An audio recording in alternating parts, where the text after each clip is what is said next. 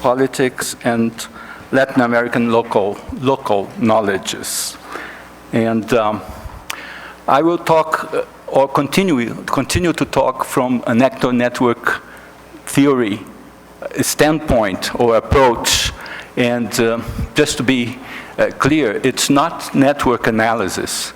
I got this feeling from yesterday that there was some confusion between these fields. And of course, I'm open to talk about that if there are questions or later. The entrance of the social sciences in the laboratories problematized the God's eye trick, which puts scientists in the advantageous position of being able to observe or study everything without having their own methods and results observed or studied by other disciplines, as the feminist studies of science have so well denounced in the last decades. Although they originated in the US and Europe, where modern sciences had historically been considered the attributes of universality and neutrality, I claim that these new directions that appeared in the 70s may serve to confer respectability on local, particular, specific, partial, and situated knowledges. And this matters, and very much so, given Jeffrey Balker's suggestion that a respectful enough account is all one needs to go to trial with. It's not difficult to see, as it was pointed out here yesterday, the surreptitious constructions of the one and the other, of us and them, of the West and the rest, and I'll talk about that with Jean later. I adopt a more dialogical approach to the situations involving the meeting or juxtaposition, not necessarily opposition, between modern, supposed, universal and neutral, value-free, objective, belief-free knowledge, and so-called local, partial, value-laden, and subjective, belief-laden knowledge. In line with this contrary position, this talk values dialogical and symmetrical approaches to take the right to difference seriously, giving respectability on the multiplicity of the real. This is certainly a risky quest, beginning with the fact that it's being delivered in English. Symmetry, one may say, does not exist, but the quest for symmetry does, and it is this quest that makes the studies more or less symmetrical. And the more symmetrical a study is, the more opportunities it will configure or enable other studies to configure lines of flight that grant respectability to local and situated knowledges when confronted with the global or universal, together with the political effects thereof. The more dialogical and symmetrical these studies are, the more spaces and opportunities they open up for ontological politics. This is a citation from Deleuze. In a book, as in all things, there are lines of articulation or segmentarity, strata, and territories. But there are also lines of flight, movements of deteriorization and destratification. The multi-mixture case of the case, the multi-mixture case deals with relations between scientific knowledge and a nutritional program that has been in operation in Brazil since the 70s. I will now present just very few, in the interest of time, just very few of a multitude of sentences as they appeared in scientific reports articles aimed at the general public, interviews and manifestos in leading newspapers and the internet, in some published or recorded material, or that one can find about multi-mixture. I call them historiographical inscriptions.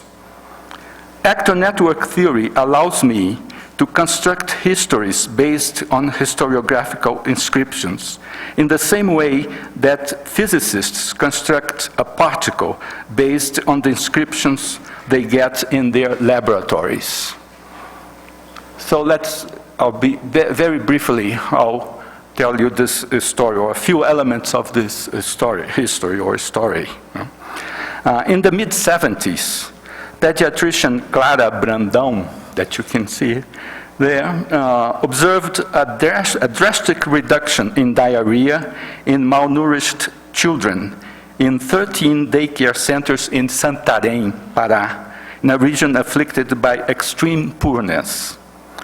And after the children got cured much better, after she experimented over a 3-day period with a nutritional supplement obtained from brands, dark leaves, as well as other ingredients such as seeds and eggshell powder. Interviewing the local population to gain more knowledge of their eating habits, she began searching the local produce for alternative foods that weren't being regularly consumed by the population. From there, Clara Brandão became influential via the spread of the use of multimixture, as the product obtained from these alternative foods came to be known. The movement became prominent. In '84, a consultant appointed by the UNICEF to evaluate the nutritional value of multimixture presented a favorable report. In its work in the area of basic assistance, the Children's Pastoral Service of the National Bishops' Conference, the Catholic Church, began to divulge and gave national prominence to the practice of using multimixture. In 1990, the Federal Board of Nutritionists developed an argument which pointed out several technical and conceptual errors in a leaflet authored by Clara Brandão, saying that the information within should be proven by scientific research, and soliciting the health minister to halt the release of the leaflet Alimentação Alternativa to make the necessary corrections. In 2007, the health minister declared that multimixture, a composition of bran and other ingredients, was never adopted as a national strategy for the treatment of infant malnutrition. Therefore, there is no foundation to the reports that the portfolio would have substituted multimixture with industrialized foods.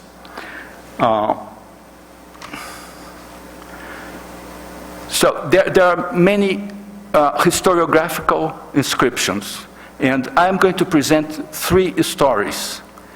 And for each of these stories, constructs a world, construct a reality, so that we can work with the multiple reality. And in a serious sense, it's not just metaphoric. A first story, so it's like a first world, sets an ontological frame of reference that is reduced and epistemologically divided, radically between science and belief, wisdom and ignorance. And the explanation goes as, in its initial phase in Pará in '74, until the end of the decade, Clara Brandão's project was sort of spontaneously disseminated in daycare centers and poor schools in an ever-increasing number of Brazilian municipalities. Clara Brandão counted on the volunteers of the Brazilian Legion of Assistance. Later in '83, the almost spontaneous adoption of her proposal by the Children's Pastoral Service took multimixture to thousands of communities. From there, also being adopted spontaneously means without any interference of science, was adopted spontaneously by the Banco do Brasil Foundation. The multimixture proposition arrives in 1990 to be considered for inclusion in a government program looking to resolve the problem of infant malnutrition in Brazil, also spreading to other countries. Uruguay and Paraguay and Argentina. In a not very much, but for a few cities there. But eventually, in this first story, academic groups analyzed the composition of multimixture and concluded that multimixture could not have the effects that it was announced to have had. Not having been substantially contested by other scientists in laboratories, this conclusion is a scientific fact. Multimixture has no nutrients. Multimixture does not pass the reality test, and its nutritional capacity is fiction and not fact. As a result, multimixture's capacity to garner support declines drastically. Multimixture practice and the knowledge associated are transformed into belief. Multimixture is no longer viable as an official government program. In this first story, there is no relativism as to the truth established in the laboratories about the capacity of multimixture. The initial spontaneity can be easily explained as a result of intervention by Clara Brandão and interested activists. In opposition to them and aligns the academic groups taken as disinterested actors or interested only in discovering the truth, working with nature as the judge in their laboratories. In this story, the interested activists work in a field ignorant and lacking scientific knowledge about nutrition, and they increase their level of influence by mixing in subjective and emotional elements that are present in society, social factors. However, if we take the ontological role of narratives seriously, a line of flight can amplify the ontological space to make symmetric and dialogical demands. So we can make, from those historiographical inscriptions, we can make a second story. In a second story, or reality, the establishment of scientific truth about multimixture by the academic groups in relation to dietary and nutritional questions is not an untainted and isolated process without interests. The possibility of multimixture being adopted for school meals in a national program involving several $100 million annually puts multimixtures in an arena where other actors are already well established in the Brazilian food market. These actors do not fail to have relations with academic groups, relations that are often encouraged by government via research funding schemes. This is a typical, and I don't have to emphasize this to this audience, it's a typical STS story. It's more relativist and dialogic. The causal intensity and the classification of each actor must be established empirically for the case in question. By noting the historicity of a scientific fact, it becomes relative. However, a limit appears here for the analyst, anthropologist, sociologist, or historian of science, who is under the aegis of Western sciences. This limit is fixed at the closure of scientific controversies. If there is no controversy among scientists specialized in the nutritional field regarding the nutritional characteristics of a multimixture, then these characteristics are a stabilized scientific fact, period. In 1987, Bruno Latour wrote that we cannot be more relativist than scientists about these facts and keep on denying evidence where no one else does. Why? Because the cost of dispute is too high for an average citizen, even if he or she is a historian or sociologist of science. The requirements of symmetry may be an ally, but they alone are not strong enough to establish new scientific facts or to open a scientific controversy among scientists. How does one surpass the heuristic limits of the modern epistemology or modern Western science in order to have various options of reality instead of merely taking it for granted that all the cards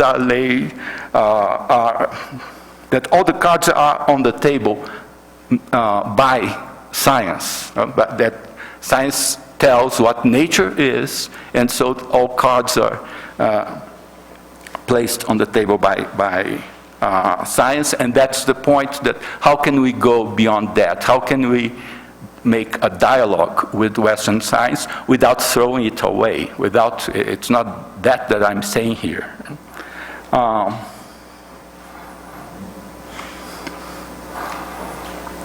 The activists survive and may even win because other ontologies come into play and define other territories where the weapons of the nutritional scientists, their powerful enemies, do not have the same effect.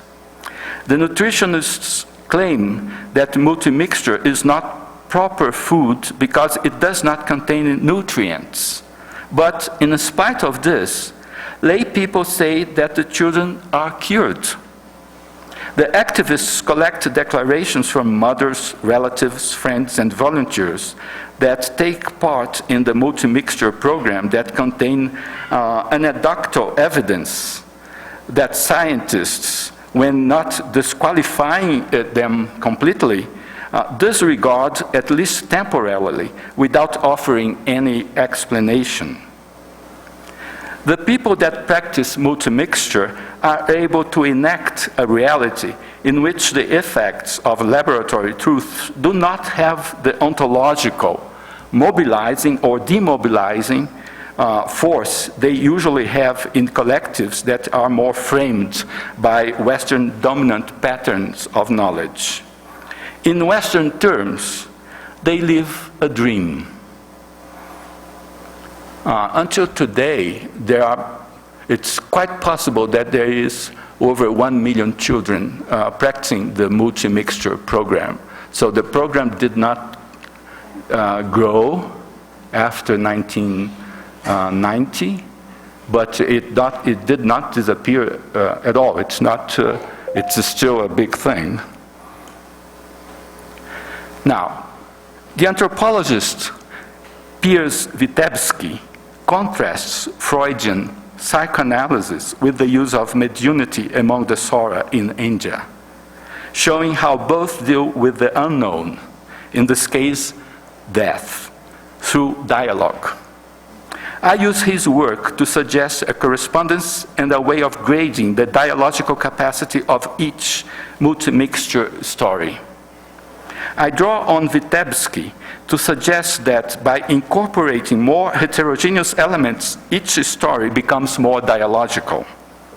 Accepting the knowledge that emerges from the third story enables the shackles of Western frames to be broken by foregoing a centered reality, instituting multiple reality and laying the ground for a better, a more inclusive dialogue between different versions of reality.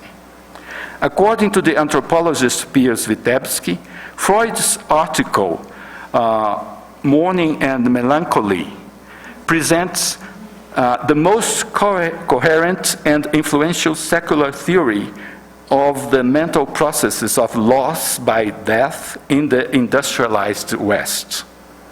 The basis of Freud's therapeutic model and practice is the certainty that the person who died has ceased to exist in a profound ontological sense.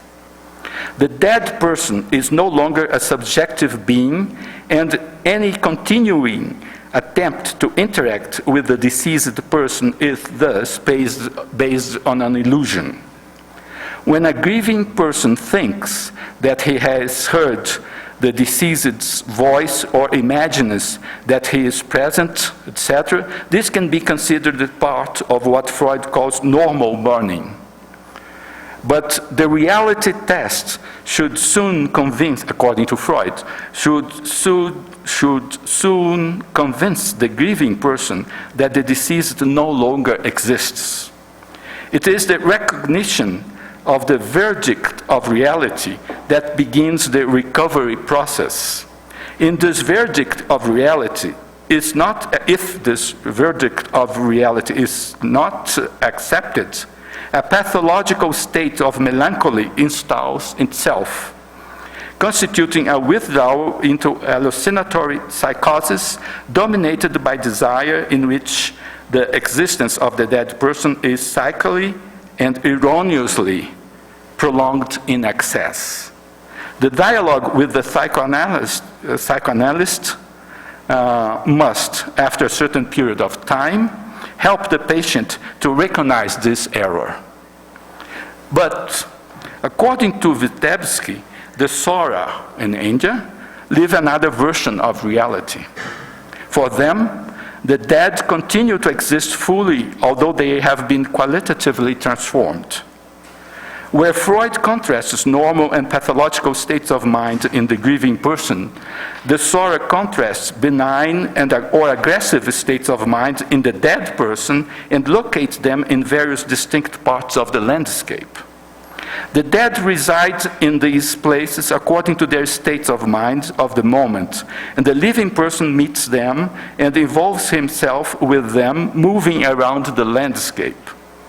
In certain aspects or moods, the dead look after their descendant and ensure the continuity of their lineage. In others, they attack their descendants and provoke the same diseases in them that they themselves died of. The shaman provides a channel through which the dead and the living establish a dialogue. These dialogues take place in divinations and cure and funeral rituals. Here, the living and the dead explore each other's enemy? So, yeah. To modify them. In order to be cured, the living person invites the dead who attacked him to engage in a dialogue in order to discover how the dead feel about him and why they attacked him. The living person tries to persuade the dead to adopt a less aggressive state of mind, while the dead, in turn, can persuade the living person to change something in himself. Vitebsky claims that the difference here is not one of observed fact or empirical evidence, but of inferred explanation. Freud talks of reality testing leading to the verdict of reality, which is that the deceased person no longer exists. The Sora likewise have ways of interrogating the dead in order to be sure that they are really who they say they are, and not just impostors who have come along to feed on a free sacrifice. In both cases, one could argue from outside that these beliefs, that they are mistaken. Freud's reality testing does not actually test reality, but rather tests propositions against a preconceived notion of reality. Similarly, the entire practice of dialogues with the dead could plausibly, though Vitebsk thinks thinly, be interpreted on the assumption that these dialogues are no more than a theatrical stunt. I propose a my time. Yeah? I'm close to and finishing. I propose a correspondence between the first, second, and third stories, and respectively, the three types of articulations between techniques and truths in the domains of sickness and health, body, mind, and soul that Vitebsk configures. First story of multimixture, materialistic forms of psychiatry, technique with little or no dialogue, body more sharply opposed to mind or brain. Second story of multimixture, Freudian psychoanalysis, averagely dialogical technique, body related to mind, concept of mind without spirits. Third story of multimixture, sorcery of the Sora, highly dialogical technique, body related to the mind, concept of mind with spirits. The first story is reality, which limits the body to the ontological space inhabited by the entities created and stabilized by biochemistry in the laboratory. Unsurprisingly, corresponds to the materialistic techniques, biophysical or biochemical, of psychiatry. The proposition of the second story, which is to understand and promote the success and failure of the multimixture in terms of scientific facts that do or do not stabilize themselves in ontological spaces that include the laboratory and society, correspond to the ontology of Freudian psychoanalysis, which expands being by giving the body a mind, affects or soul without spirits. Whereas the third story, which at least accepts the magic of the multimixture as knowledge, corresponds to the sorcery of the Sora, a ritual which creates an ontological space inhabited by bond affects or souls with a spirit, open up a line of flight to escape from the limits imposed by relativism in the second story when it encounters the closure of controversies or faces the black boxes of science. By partially rejecting a preconceived commitment to the normative and prescriptive value of a scientific truth from the field of nutritional biochemistry, even though stabilized as a black box of science, people in the third reality test practices that overflow from the frame of reference, and here would I'm being referred to this concept of Michel Calon, of nutritional apparatus that biology and biochemistry supposed separate from the rest of the world. Those people thus problematize the closure of controversies and seek to open, without guaranteed success, lines of flight from the more limited and purified scientific paradigms of nutritional processes configured in laboratories, where the relations with the body are seen in terms of formal models towards broader conceptions of the inclusion of life and the body, for example, enchantment, magic, self-esteem, to decide on their practice and ways of mobilizing the providence. And finally, I'd like to say that I do not make use of the entities, soul or spirit, to compensate for lack of cultural wealth or power and hegemony of reason, as seen often, but to configure a growing dialogism between the three stories.